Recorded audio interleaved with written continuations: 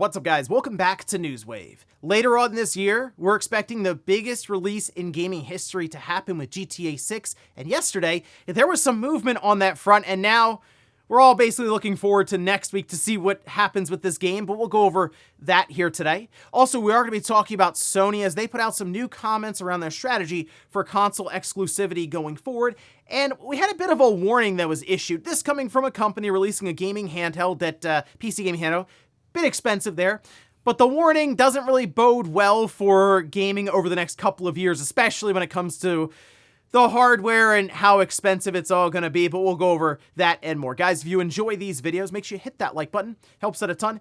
And if you're new here to the Spawn Wave channel, make sure you subscribe down below. And of course, members for the channel do get Newswave early. If you would like to learn more about that, click the join button or link in the description down below.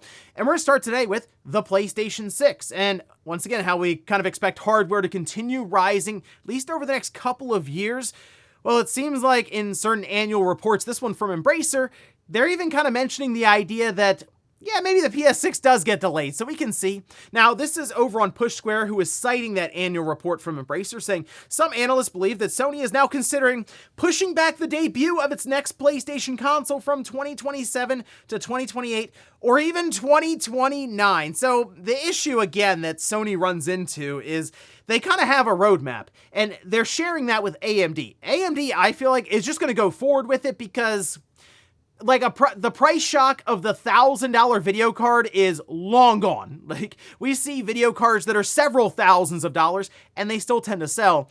The game console, though, $1,000, that would be a price shock. So I think AMD is just going to roll right ahead with what they're collaborating on right now with Sony on their side. And it would be kind of awkward if Sony was like, no, we're going to hold off with this chip that we've been working with AMD on for maybe 2 years down the line, and then it'd be seen as older technology has been out there for it's a whole thing right now. And honestly, it's kind of a situation where Sony may just have to press forward and hope that they can lower the price over time. But yeah, I'm thinking there's going to be some sticker shock here when they do make that big unveiling. Also, if you've been following along with the World Cup, it looks like Nintendo and EA are leaning into it a bit here with the free trial that's now live for the Switch and the Switch 2. We can see this over on Nintendo's website saying from June 18th at 10 a.m. Pacific to June 24th, basically the midnight there, closing up, Nintendo Switch Online members can download and try the full EA Sports FC 26 games for both the Switch 2 and the Switch systems, no additional cost. So you can just kind of try it out here and see what you think with the game, which is the free trials, they're few and far between to where I recommend them. I mean, this seems obvious to line all of this up to where you can hang out on the couch, play FC or football, while also watching the World Cup happening, which has been a very exciting first few rounds, I'll say, or first week or so for the event. It's a lot of fun here following along. I think the US is playing, later on this afternoon, so I'll be checking that out. And apparently, again, if you just want to try it out, you can. It works for the Switch 1 or the Switch 2, of course. You do have to be an NSO member to be able to take advantage of it. Oh, and I wanted to double back here to Call of Duty Black Ops 1 and 2 with that announcement from Tryarch, because people have noticed a lot of people are excited for this. So much so that you can see this appears to be Treyarch's most liked tweet of all time, like ever. In fact, at the time of this recording, it's now racked up more than 25 million views and more than 173,000 likes. And it's just them announcing that Black Ops 1 and 2 are being ported to PlayStation in July. No further details. I mean, they just say campaign multiplayer zombies. That got a whole, that was very exciting there. People were really, really happy to see that. But this really just goes to show you this, I think, the state of Call of Duty now and how people are longing for the old days of, sure, it's still an arcadey experience, but it didn't lose sight of the idea that it is an arcade military, almost boots on the ground style shooter. I mean, now you have all kinds of craziness happening. So I think people are looking forward to the idea of, older Call of Duty from, 16 years ago, 14 to 16 years ago. It's interesting that they probably could have done a full remaster of this game, either of these in a double pack, skipped a year of Call of Duty, reset, and probably still wouldn't have skipped a beat, because I bet you people would have absolutely bought into the idea of full remasters of Black Ops 1 and 2 releasing across all platforms. And guys, with some of the quick news out of the way, let's get into the bigger stuff. Let's start right away with GTA 6, as we had a bit of an update yesterday, kind of an update announcing that there will be another update, and this is them kind of prepping everyone, I feel like, specifically maybe even storefronts, like with Sony and Microsoft, obviously, here, as when they do open for pre-orders, I mean, the floodgates are going to open. A lot of people, even though, look, you don't really need to pre-order digital games, we've been over this multiple times, people still will, obviously, with Grand Theft Auto 6 because it is that level of game. There's a lot of anticipation around this one, and like you can see, now this they just put out there, 9 a.m. Yesterday, pre-orders for Grand Theft Auto 6 will officially begin on June 25th. On digital storefronts and other select retailers, okay? So they have the official cover art here, and I think it looks good. I mean, it's obviously the kind of the collage cover art that they've been using basically since the beginning here. Well, definitely early on, I'll say, with like GTA 3. But the color scheme and stuff fits in great. It's obviously referencing not only Vice City, but also just kind of the Miami vibes here. Like I said, the color scheme, the gradients, and I think it looks great. Now, the fact that pre-orders will begin next week, June 25th, there are several things that I think are about to happen. One, obviously the price point. Like, you have to know what it's going to cost in order to start pre-ordering it. That's pretty straightforward. Retailers will have the information. Honestly, the retailers probably have the information early next week. So I'm curious if the price point leaks out a bit early. It wouldn't shock me. Again, just the amount of interest around this game. But also, I would assume a trailer. Like, most likely that day or the day before, because you feel like they announce the pre-orders 24 hours before or something with a trailer. So that's going to be the other question is, what do they announce in the trailer? What do they show off? They did show like a sweeping shot of Vice City there, and it looked really, really good. Like they were just kind of sweeping around and then zooming out. And people, again, are looking at like, oh, is this in-game? Or it's like that, I think, in-engine kind of setup. But no doubt the game is going to look really, really impressive. But here's the thing. I'm very curious about that price point, okay? And that was the poll question, which we'll get to later on, because there are so many different ways this can go. Some were like, hey, maybe they make it $60 and just mess up all of gaming, because that would do some damage. But honestly, if it's just $70, that would do some damage on its own, because we believe this is the most expensive game ever made as well. Like, there's belief this is multiple billions of dollars, like $2 billion, and then the marketing thrown in. I mean, once you're above $1 billion, it's already ridiculous, that pricing. But we also know, based on how much GTA 5 sold, this is going to sell a lot. I mean, GTA 5's 200 some odd million copies selling obviously shows, even if it sold half of that, 100 million copies, that is a lot. And then you have the GTA Online scene, and I mean, GTA 5 with GTA Online was originally created for the Xbox 360 and the PS3. We're fast forwarding a couple of generations here for GTA 6, so I assume GTA Online is also going to be far and away more advanced and all kinds of other stuff that you can do here. So if the game comes out and it's 70 with a budget well above $1 billion, it's going to look really, really weird when another company shows up in their game, they say has to be $80. And it's like, okay, you're not going to sell as much GTA 6, but you also don't cost anywhere near the amount of GTA 6. So that's why I think a lot of publishers right now are sweating a bit, hoping that this game is $80. Not that that means that they can also go to 80, but they can go, okay, well, it's not a huge deal then if we're 70 or if we are 80, because we're just matching the market trend. So that's the thing I'm most curious about. Obviously, along with the trailer and just more information around the game and our first look at gameplay, which I don't think is going to be showing up until about 2 months before it releases, that being in November. So I'd probably be looking at like, mid-September to see full-on gameplay of it. So I guess the other thing here is it does more or less cement that it is coming out this year. If pre-orders open next week, I think we're pretty much set on that one. So again, all eyes, June 25th here, but probably a little before that as they prepare what I assume to be trailer 3, which will once again break the internet. As, I mean, you can just take a look at the tweet that they put up. It's like 50 million views already. So yeah, people pretty excited for this game. Next up, let's talk about Sony, as they had some new comments around console exclusivity and their approach to live service multiplayer games versus just full-on single-player titles. And remember, previous reporting was saying that Sony was backing away from the idea of releasing single-player games on PC, whereas before it looked like they were on track to eventually attempt a day-and-date release for one of their big PlayStation Studios first-party single-player titles. Well, like we can see, this is an interview with Famitsu and Hideaki Nishino, and it was translated over on Reset Era here. And he was asked about the idea of bringing PS5 titles to PC. And he says, our current main policy is that for single-player games developed in-house, we will further refine the value of the gaming experience that PlayStation can offer. At the same time, we believe it is important for live service games to reach a wider audience through online multiplayer, so we continue to view releases on both PS5 and PC as the standard. Regardless of the platform, we will make decisions based on the principle of delivering the best possible gaming experience that maximizes each title's unique features. So, after all this, people, of course, going back and forth, is he straightforward on this? I'm not sure. Well then, Jason Schreier comes in here with that thread over on Reset Era, saying, I guess they're not going to lay this out publicly, but there's no ambiguity in their strategy.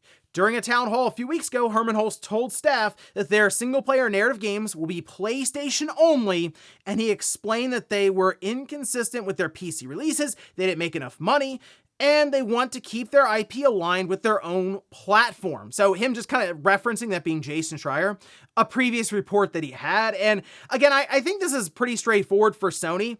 Going into the PlayStation 6 generation, we believe it's going to be expensive, and I mean, exclusives do work to move hardware if they are compelling, if they are good, and Nintendo has shown time and time again that, hey, look, the hardware doesn't measure up most of the time to like, whatever Sony or Microsoft's putting out there in terms of raw power, but they'll put out games that are fun and people view as must-haves, so they will buy the hardware so they can play them. Mario's, Zelda's, I mean, at this point, Tamagotchi Life and Animal Crossing, and the list goes on and on, obviously Pokemon, but that's the thing, if you can create games that bring people to the platform or make them want to buy it, they will. So now with Sony, I think looking at potentially $1,000 PlayStation 6, they got to start aligning things there to just be their console. And multiplayer wise, they need the install size. So those games, live service titles, those will still be going to PC along with PlayStation, but the single player games,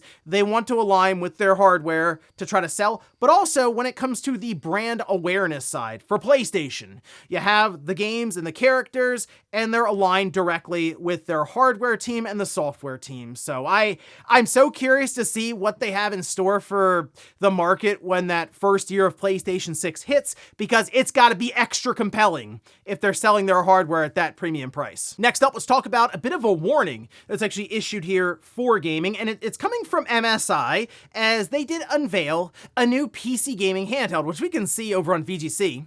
And this is the MSI Claw 8EX AI Plus, as a very marketable name there, but says it was announced last month.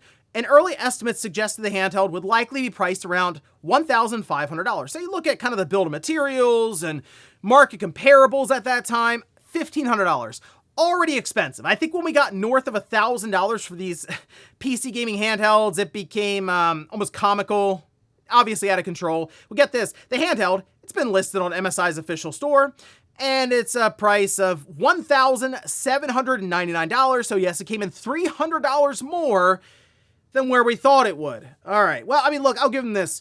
They say the users get an Intel Arc G3 Extreme CPU, Intel Arc B390 graphics, 32 gigabytes of LPDDR5X memory, 8-inch IPS touchscreen, 1 terabyte of SSD storage. We just talked about a terabyte of SSD storage yesterday for the PS5.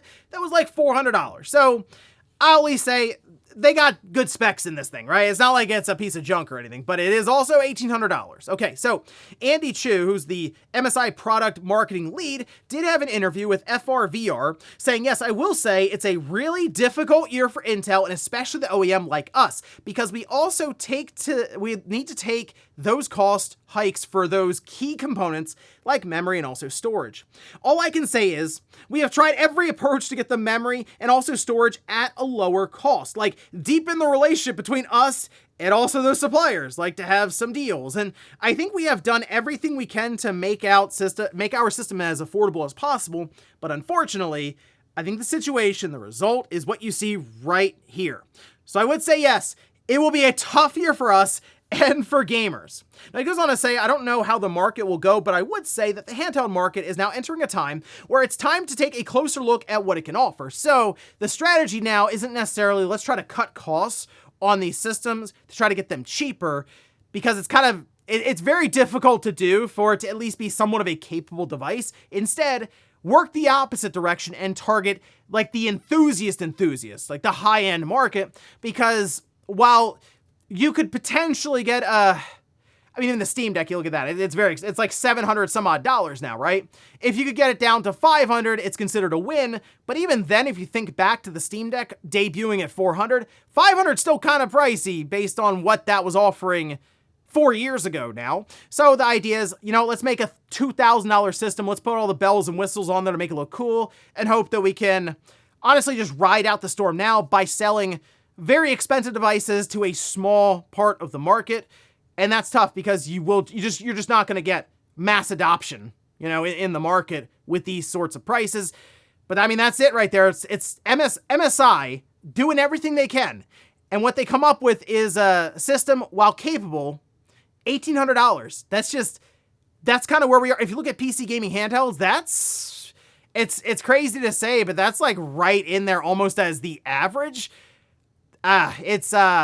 It's something else right now in the market. And as he was saying, it's going to be a tough year. I think it's going to be a tough year throughout 2027 as well. And hopefully into 2028, we can see at least some relief, but who knows at this point. And in our last bit of news, let's talk about Valve and some issues that are popping up around the Steam controller, because it turns out it's not only just the Steam machine they're having a hard time getting out there and selling, even the Steam controller is like on full back order. And in fact, it could even be into 2027 for people. So we can see this is an update that they posted up over on steampower.com, starting with, we have no plans to stop making the Steam controller. Okay, well, that's good. They say, but as we look at the current demand compared to how many we know we can make by the end of the year, we want to manage expectations as much as we can with regards to when folks can expect to receive their order. So essentially they go through this, and whenever you go and buy a Steam controller, underneath of it, it'll tell you a time period that you can expect it by, because they're doing this in waves for manufacturing orders. So September 2026, or December 2026, and then just 2027. So I took a look at the Steam controller page and I logged in and checked, and I was getting 2027. So like 2026 is completely off the table if I wanted to order a Steam controller right now. Some people have theorized, oh, well, it's kind of sharing like the manufacturing line with the Steam frame. Also, some of these Steam controllers are going to be bundled with the Steam machine. Really, this just shows us like it's difficult to make hardware. I know we've seen Nintendo, Sony, and Microsoft do it for so long. I kind of think we've gotten used to it and taken it for granted a bit now. It's difficult to make a system and even a controller nowadays to fit within, especially for Valve. They're trying to make money. Like, this isn't now, oh, we'll lose money on this to make it up on the back end. They already have Steam, like, users, tons of them. They're not selling the Steam machine to get people on board with Steam. Like, they're selling the Steam machine to people who are already invested in the ecosystem. They want to buy another system for the living room, for example. So they want to make money on that. They want to make money on the Steam controller. But as we're seeing with components, even in controllers, I know they said, hey, there's no RAM in the controller. That's why we can ship it now.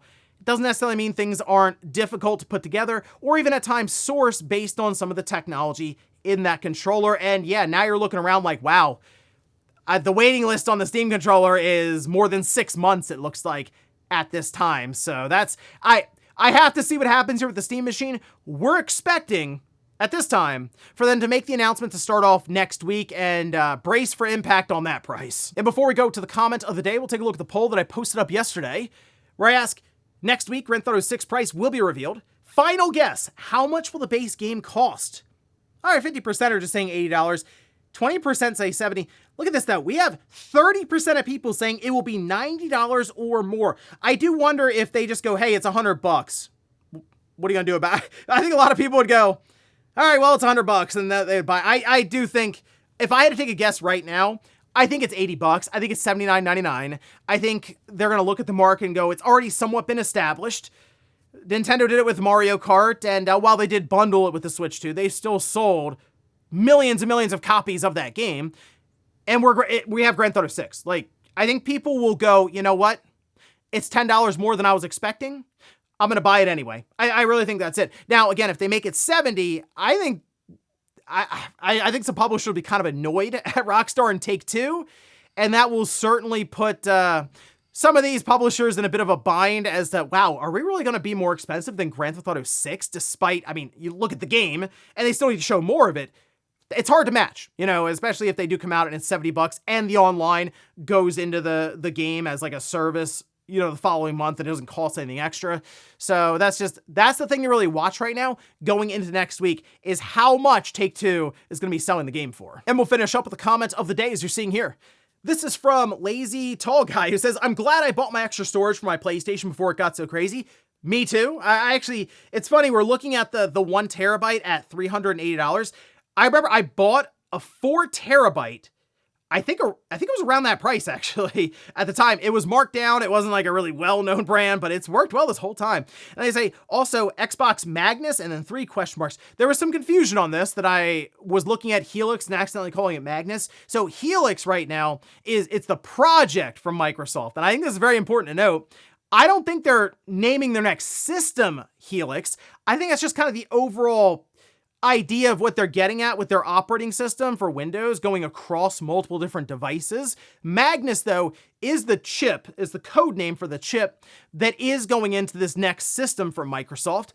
And I do wonder if that chip is going to be offered to third-party OEMs, say Asus, how they are making the ROG Xbox handheld. Maybe they want to make a ROG Xbox system, and they use this Magnus chip because it is something that can be developed specifically for and will support backwards compatibility for previous Xbox generations and any other extra features that they decide to try to tackle, especially with things like ray tracing. So again, Project Helix is just the overall initiative from Microsoft for next generation. The Xbox Magnus is the chip that they're currently working on to power it. And ladies and gentlemen, that's going to do it here for Newswave. If you enjoyed this video, guys, hit that like button. If not, hit the dislike. Leave comments down below about everything we talked about here today. If you missed yesterday's Newswave, I'll leave it up here in a card, or maybe you wanted to check out how the release schedule is looking heading towards GTA 6. I did an entire video looking over that 4th quarter for that holiday season and all the games that are coming out, and I'll leave it right below. Thanks guys for watching. Have a great weekend. I'll see you back here Monday morning, 8 a.m. Eastern time for Newswave.